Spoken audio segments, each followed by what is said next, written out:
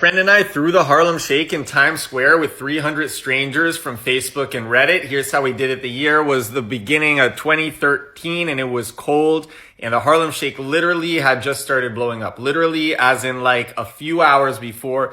And my friend, he loved everything Reddit, and he sends it to me like right as it's happening, and he emails me and he goes, if you want to cash in on the next big viral trend, this is the one. And he sends the Harlem Shake, and then he sends the next Harlem Shake. And there really weren't that many Harlem Shakes at the time. And we're like, okay, we got to do this. So we're like, we're going to throw New York City's Harlem Shake. We're both from New York. We said we're going to throw New York City's Harlem Shake. We're going to do it in the center of the universe in Times Square.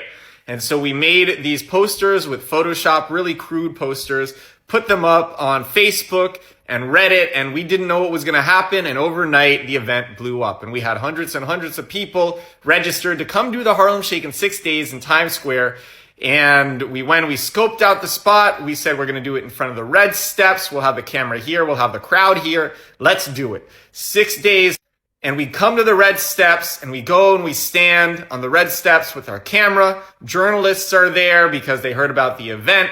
They're interviewing us. People are slowly coming, and the crowd is building, and we're about to start shooting. And then private safety, or the private police for Times Square, they say, hey, you can't shoot here. And I'm like, just give us literally 30 seconds to shoot the end of the Harlem Shake, because the beginning is the mellow part, and then the drop happens, and then everyone starts going crazy, and everyone like appears and they start going crazy. So like, just give us 30 seconds to do this ending shot. That's all we need. They wouldn't let us do it. They were afraid we were going to damage the steps. And so I'm directing everybody. I'm directing everyone, and I say, I have to think quick, and I say, hey, let's move on to the street next to the red stairs. We do that. We set up the camera on a snow pile. 3, 2, 1. We start shooting. Everyone starts going crazy. It's great. We get in the first shot. We say, well, let's do take number 2. Halfway through take number 2, the NYPD comes through the crowd, busts everybody, plus this crowd in half, pushes me aside. This is all on camera. We have it in the video.